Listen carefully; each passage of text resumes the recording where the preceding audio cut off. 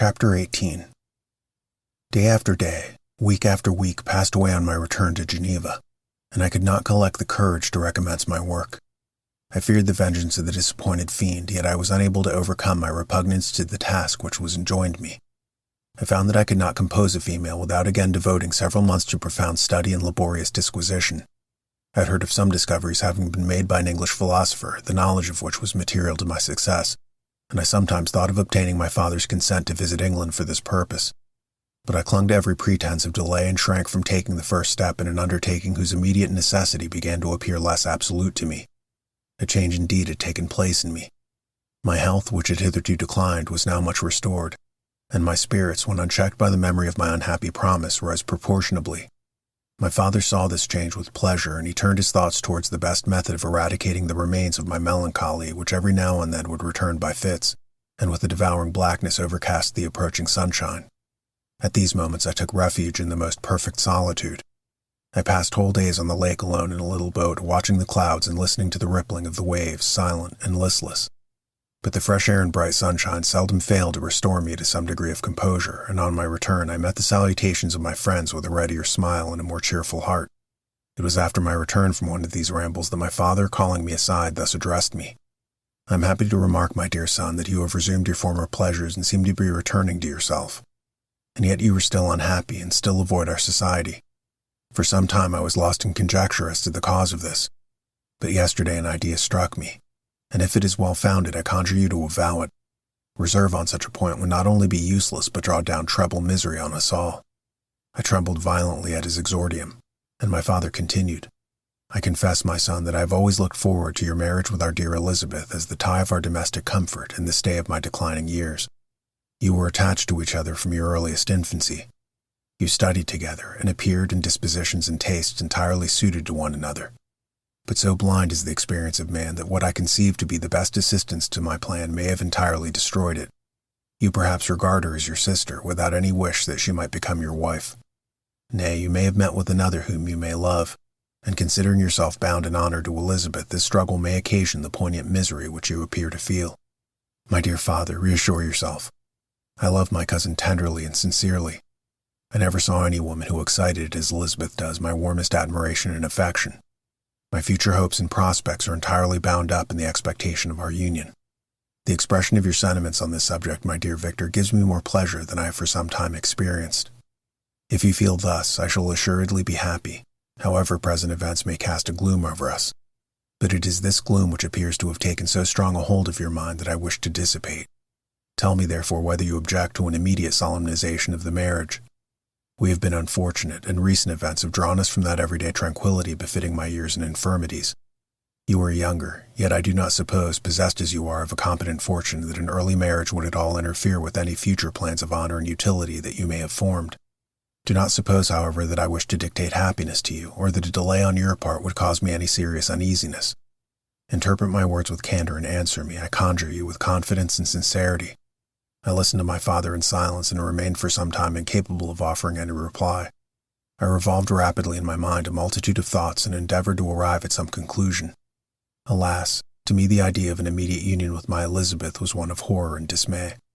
I was bound by a solemn promise which I had not yet fulfilled and dared not break, or if I did, what manifold miseries might not impend over me and my devoted family. Could I enter into a festival with this deadly weight yet hanging round my neck and bowing me to the ground? I must perform my engagement and let the monster depart with his mate before I allowed myself to enjoy the delight of a union from which I expected peace. I remember also the necessity imposed upon me by either journeying to England or entering into a long correspondence with those philosophers of that country whose knowledge and discoveries were of indispensable use to me in my present undertaking. The latter method of obtaining the desired intelligence was dilatory and unsatisfactory. Besides, I had an insurmountable aversion to the idea of engaging myself in my loathsome task in my father's house, while in habits of familiar intercourse with those I loved. I knew that 1,000 fearful accidents might occur, the slightest of which would disclose a tale to thrill all connected with me with horror. I was aware also that I should often lose all self-command, all capacity of hiding the harrowing sensations that would possess me during the progress of my unearthly occupation. I must absent myself from all I loved while thus employed. Once commenced, it would quickly be achieved, and I might be restored to my family in peace and happiness. My promise fulfilled, the monster would depart forever. Or so my fancy imagined. Some accident might meanwhile occur to destroy him and put an end to my slavery forever. These feelings dictated my answer to my father. I expressed a wish to visit England, but concealing the true reason of this request, I clothed my desires under a guise which excited no suspicion, while I urged my desire with an earnestness that easily induced my father to comply.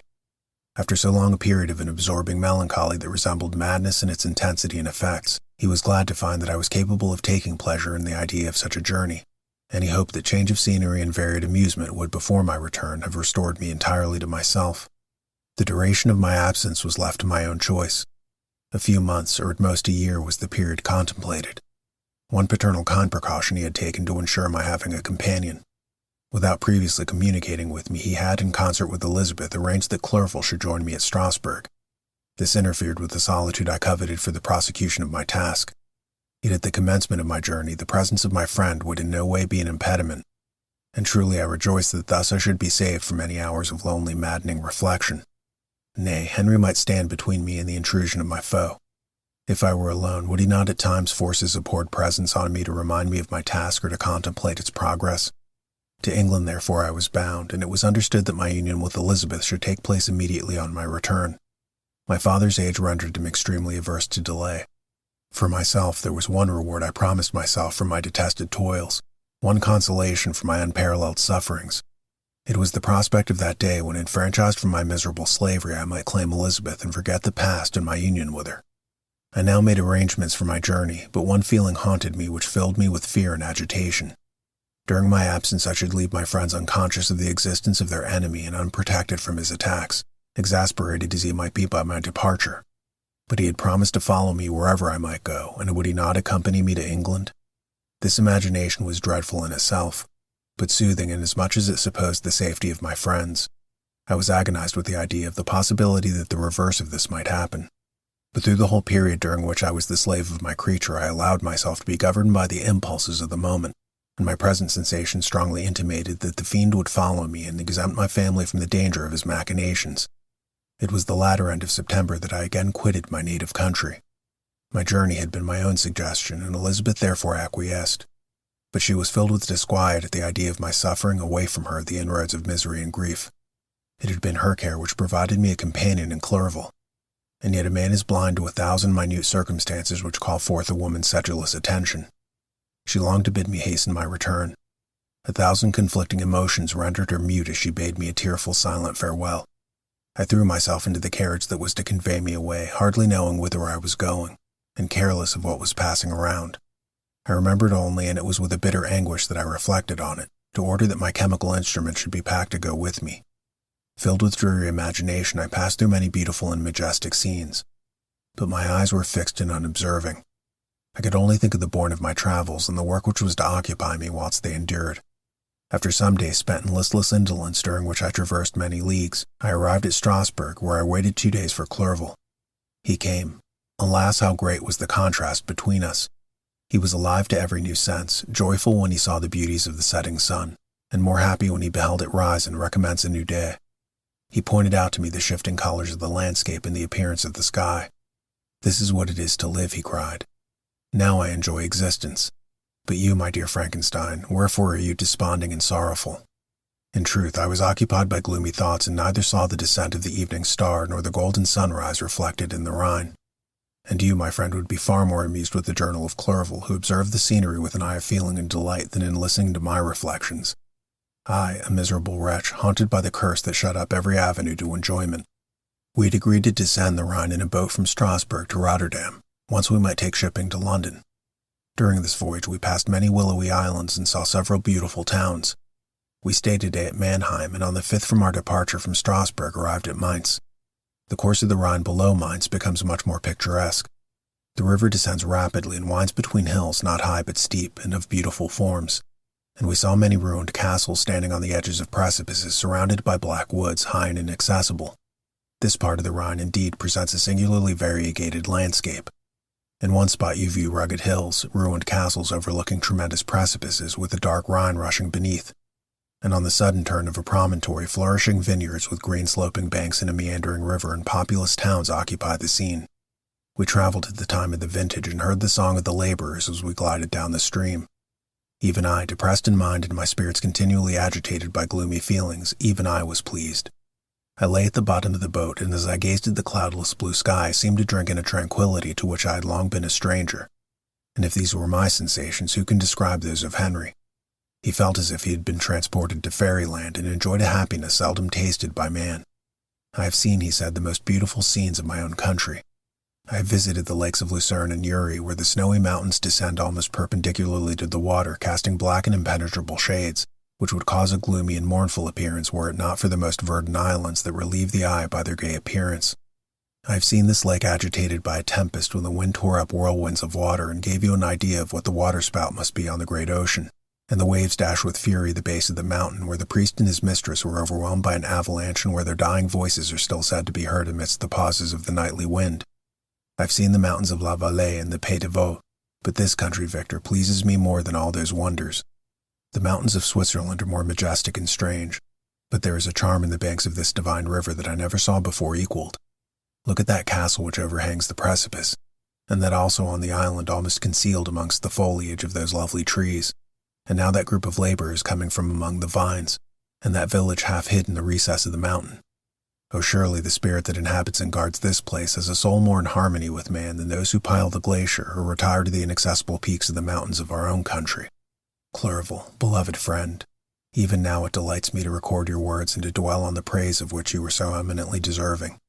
He was a being formed in the very poetry of nature. His wild and enthusiastic imagination was chastened by the sensibility of his heart.